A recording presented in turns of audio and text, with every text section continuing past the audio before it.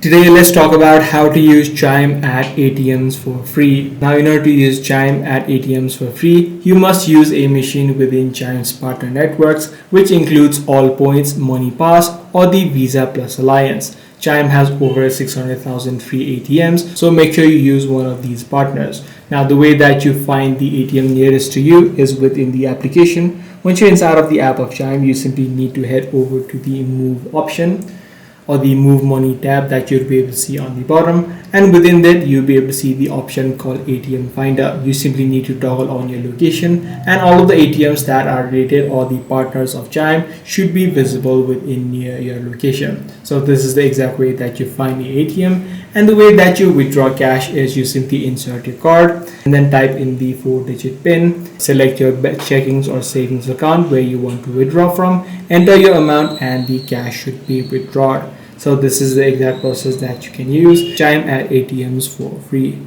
I do hope this video did help you out. If it did, be sure to leave a like. I'm gonna see you in the next video.